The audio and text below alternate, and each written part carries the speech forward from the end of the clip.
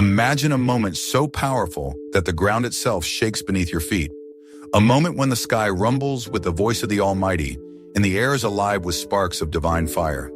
Picture standing on a mountain, surrounded by your people, hearing God's words spoken not just to you, but to all of humanity. Would you feel awe, fear, hope, or all of them at once? Today we travel back thousands of years to that unforgettable day at Mount Sinai, the day God spoke and the earth trembled. What really happened on that mountain? How did a small group of people, freshly freed from slavery, receive a divine message that would change the course of history forever? And what can this ancient encounter teach us today? Stay with me, because this story will inspire you, challenge you, and stir something deep within your soul. Before we dive in, if you love uncovering hidden mysteries in the Bible, hit that like button, subscribe to Bible Mysteries, and don't forget to click the bell icon so you never miss a new revelation. Picture yourself as one of the Israelites, a former slave. You've spent your life under Egypt's harsh sun, toiling in endless fields, your hands blistered from backbreaking work. The overseer's whip was always near, and hope felt like a distant, fading star. Then came Moses, the man who dared to defy Pharaoh and claimed to speak for a God unlike any other. Suddenly, the impossible happened. You were freed. You left the land of oppression and stepped into the unknown. But freedom was not what you imagined. The wilderness stretched endlessly, a sea of sand and stone. Your feet sank with every step. Days passed without shade or clear direction. Food ran low. Children cried for water. The elders whispered fears of turning back. Yet Moses pressed forward. He said, "God is leading you to a land flowing with milk and honey, a promise passed down for generations." At that moment, it felt less like a promise and more like a distant dream. Ahead, a massive mountain rises, jagged peaks piercing the sky, wrapped in swirling clouds and smoke. This is Mount Sinai. Do you feel that mix of dread and anticipation? The mountain seems alive, mysterious, almost breathing. Whispers ripple through the crowd. Why here? Why this barren place? Could this be where God reveals himself? Can we trust Moses? Moses, once a palace prince, now a shepherd, now a leader, stands tall. You wonder how a man changes so completely, from luxury to exile, from doubt to destiny. His voice is calm, yet carries weight. Prepare yourselves. God is about to meet with us. Those words echo in your mind. God is about to meet with us, not just to hear about him, not to worship from afar, but to stand face to face with the divine. Still, a quiet question gnaws at you. Are we ready? Moses gathers the people. Families wash their clothes, clean themselves, and mark boundaries around the mountain. It's more than ritual. It's preparation for a holy encounter. Children peek through the crowd, wide-eyed with fear and wonder. Elders pray quietly, some weeping at the weight of what is to come. Your heart pounds as you think of your journey, every hardship, every miracle, every lost night in the desert. What brought you here? Faith? Desperation? Hunger for something more? Mount Sinai is more than a mountain. It is a turning point, a place where a people with no identity will become a nation. And you are part of it. You are about to witness history. The sun sets behind the mountain, casting long shadows across the dusty land. The air is thick with anticipation and fear. Moses climbs the mountain alone, the weight of what's coming pressing on him. This is no ordinary meeting. It is a divine confrontation. Below, the people gather. God's instructions echo. No one may touch the mountain, no one may approach it. The mountain becomes sacred ground, a boundary between human and divine. Families obey, some trembling, others glancing nervously at the towering peak, drawn by curiosity but held back by reverence. It is a moment of collective humility. These people, recently freed from slavery, are told to become different, set apart. Freedom is no longer just doing what you want.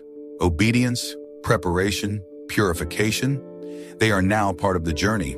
Some wash clothes, others fast or pray silently. An unspoken understanding fills the air.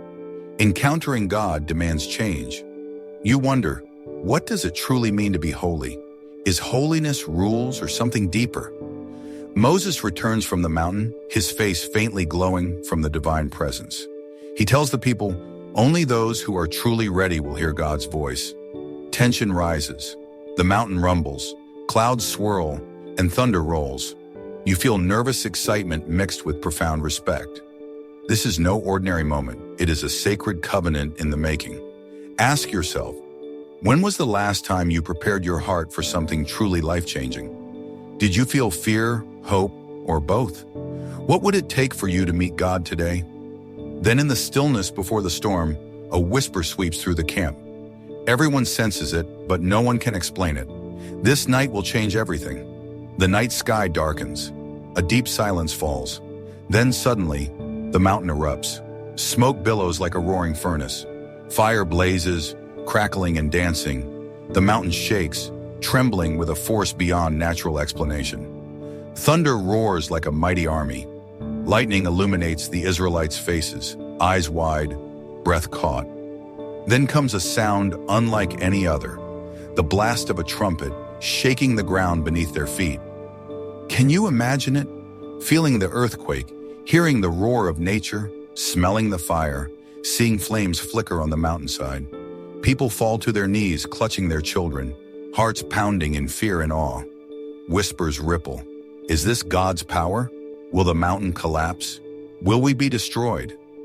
And inside you, something breaks, a mixture of awe and trembling fear. God's presence is not distant anymore. It is near, overwhelming, almost unbearable. Why such drama? Why thunder, fire, and trembling earth? Perhaps because God's holiness is not safe or small. It is powerful, fierce, demanding attention and respect. You realize this encounter is not punishment. It is revelation. God is saying, I am here. I am holy. I am the source of life and justice. Have you ever experienced a moment that shook your world? When something greater than you spoke and everything changed? The mountain still trembles, as if the earth itself bows before the divine. Then silence falls, heavy and complete. From the smoke and fire, a deep, commanding voice pierces the air. I am the Lord your God. Clear, undeniable, meant for all to hear. God speaks directly to his people, not through angels or prophets, but himself. Then the commandments follow. 10 sacred laws forming the foundation of a covenant between God and Israel. These are more than rules. They are a blueprint for life, community, love, and justice. You shall have no other gods before me. You shall not make idols. Remember the Sabbath and keep it holy. Honor your father and mother. You shall not murder. You shall not steal. Each commandment is not a restriction, but a call to live differently, with purpose, respect, and holiness. Imagine hearing them for the first time. Do you feel convicted, inspired, or both? Some tremble, overwhelmed by fear and their flaws. Others see a promise, a new beginning. God's voice is not just law, but relationship. As the words fade, the people are forever changed. This is the birth of a nation, not bound only by blood, but by sacred promise. The people recall Moses' warning. God's presence is too holy, too powerful, faces pale, eyes wide, breath caught. Some fall to the ground in awe and terror. Others cover their ears, unable to bear the sound. Can you imagine that? Standing before a power so immense, it shakes your soul and the earth itself? They cry out to Moses, "Speak to us yourself. Let us not hear God's voice, lest we die." They need a mediator. Moses steps forward, humble yet strong, bridging heaven and earth. Moses climbs the mountain again into the cloud, carrying God's presence. The people wait anxiously, uncertain. Moses embodies intercession, the weight of God's presence resting on him, speaking peace between two worlds. Encountering God is not just awe or fear, it is trust, relationship, and leadership. The people tremble, yet Moses' courage brings hope. In this fragile human-divine moment, a nation is formed. Moses remains on the mountain for 40 days and nights, alone with God. Divine conversation transforms him. Below, whispers spread.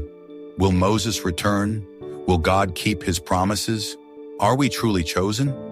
Then he returns, face glowing with divine light. In his hands, the stone tablets, engraved with God's words. This is the covenant's heart, a sacred agreement. God promises to be their protector and guide. In return, the people promise obedience, holiness, and community.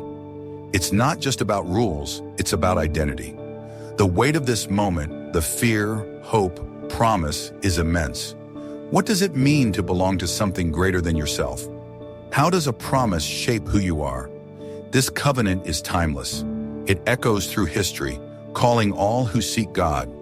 It begins on this trembling mountain with fire, thunder, and a voice that changed everything. Mount Sinai is not just history, it lives today. It challenges us to listen, to stand in awe and humility before something greater. In a world of noise, distractions, and doubt, Sinai reminds us to pause, reflect, and confront the unknown. The commandments are more than rules. They are a guide to love, justice, and holiness. They invite us to examine our hearts and relationships. Have you ever been called to change, to choose growth over comfort, faith over fear? Like the Israelites, we tremble before life's challenges.